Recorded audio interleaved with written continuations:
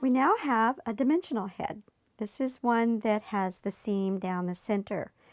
And this one is going to be drawn similar, but there are some differences which you will see because we don't have to split the head in half lengthwise because we have the seam. So that gives us the two sides. But the next thing we have to do is figure out where the eyes are going to be placed. And by the way, I do want to say that later on I will show you how I sew this particular head. The other is very simple, but I will show you layout and all the different ways of sewing and why I sew the way I sew. For now, we're just going to be focusing on the face. So you're going to take your mechanical pencil and turn the head so that you can see it, of course, and find the placement of the eyes. I can see where the nose, I don't know if you can see this, where the nose starts curving away from, coming out from the forehead. That is approximately where the eyes are going to go. So I'm going to draw a line on either side, and I want to make this dark so that you can see it, on either side of where that nose is starting to lift up away from the face. And that's approximately halfway from the hairline to the chin. I want spacing, so I know I need to have an eye width in between each eye. So I'm going to look at this, and I think that's not quite a ½ inch over on this particular size head. And I will measure that to make sure I get this one the same. And you can sometimes look at it upside down to turn it around to see if your spacing is even. And I can see this one needs to come over just a little bit. Some people like to look in a mirror, and I find that a little confusing, so I prefer just sort of turning the head, and that gives me a little better perspective. So now I have the width of the eye from the inside corner of one side to the inside corner on the other. I'm going to measure that, come over, and I'm actually just going to put a little mark with my fingernail. And as I said earlier, you can use a ruler if you want this to be perfect. But remember, it won't be perfect. So again, measuring and coming over and putting that mark. So now I know that I have the width of each eye and I need the height. And again, I want to drop the lower part of that eye down just about 1/8 of an inch on this one from that original halfway line. And now I'm going to measure and come up and get my box eye socket. So I'm going to draw both on both of those and get that done. Then we are going to put in the eyeball, and this girl has very large eyes, but they'll get smaller because when we get those eyelids in, then she gets a lot smaller. And then the middle circle, which is medium size. And I am working on a cotton batik, and the pencil doesn't really like to leave much of a mark. So when I use my brown pen, I'll get much more detail on this. And then my pupils somewhere in the center, which may move. And then my eyelids starting at the halfway line right here, curving around, touching that iris. And let's say this one we want to do an Asian or maybe a fairy face. So I'm not going to take my upper eyelid down like I did earlier. I'm going to put a little dot up towards the top of the eyeball. And I want to do the same on this side because you can lose your perspective. So I get that dot, that reference point, and that eyelid is going to come up and meet that dot. So it's curving from the halfway line up. The lower eyelid is going to curve around and up. So now I have my Asian or fairy or elf, you know, one of your fantasy figures. eyebrows are done the same. They sit on top of the brow bone.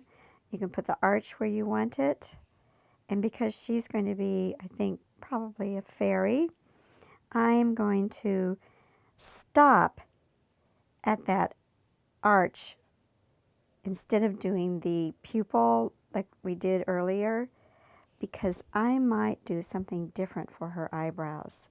So I wanted to show you what you can how you can change a face from the more round-eyed to an ethnic, your Asian, your fairy, your elf face. It's really interesting how just a few little changes in the, especially the eyelids, the upper eyelid is the key. The rest of the face are pretty much the same. Although some of my dolls seem to have little pug noses, maybe because I used to have one. So that's just one thing I wanted to show you, just a little change of what you can do to change the face. So again, we've got our eyebrows, our eyes are in, our nose, and this one you can see where she's got a curve, so I know where the bottom part of her nose is, but the nostrils are going to be straight down, just like we did earlier. And I'm going to put a little dot just on the inside of that line, that invisible line. I'm drawing one, but when you are working on a doll, I recommend that you just sort of imagine you come down and not making a mark on the face, but actually come down and then put those dots in for the nostrils. And we don't have to do anything else for the nose. We don't have to draw it because we're going to sculpt it. The lips on this particular face, you can see where there's a curve. So I know the center of her lip is right there because I can see a stitch. So I'm going to put a line there, and then I'm going to come down from my pupils, put those dots straight down on either side, and connect my dot. And then I have a little smiley face, and then we're going to put her lips in. In this one, I'm not going to draw all those circles. I will draw very lightly a circle on either side. I'm not going to put that little one in the center, but I just want to make sure that the full part of her lips does not go beyond this line right here that comes down from the inside corner of the eye, keeping in that fifth quadrant there. And then her lower lip is going to be a large oval. And then I am going to outline, just like with lip liner. And this particular waxy batik is not letting this pencil make much of a mark. So there you have more of an ethnic face, I think, as I'm looking at her. She could actually be a bit Polynesian, and I might dye her a little darker color so that her skin is darker to reflect that Polynesian island look. So I'm going to put her aside and then show you the sculpting. Because what I will do is, as I've done on this face, is I will outline everything with my brown pen. Just like right here, the zig or the whatever pen you have. And then I will erase my pencil marks. And then you want to get I like the long darner needles because they have a smaller eye than your the doll sculpting needles. And you'll need about 3/4 of a yard or meter of strong thread. And I use either a buttonhole twist or a upholstery thread or a very strong quilting thread to do the sculpting. So I'm going to get my thread, which I have on my needle. And I do a quilter's knot.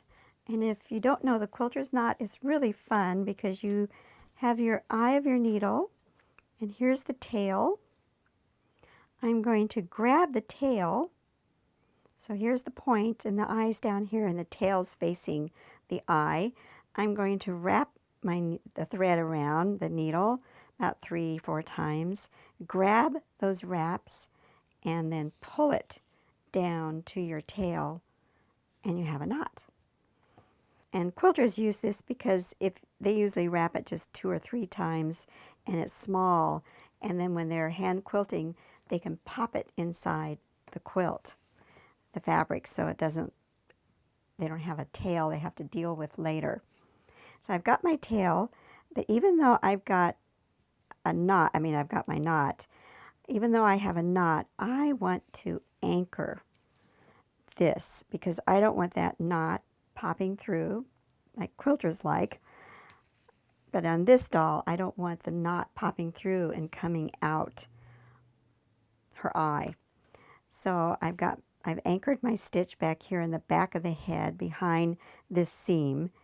And then I'm going to push that needle into the head and come out the inside corner, as close to the inside corner of, this is her right eye as I'm looking at it, or actually left eye.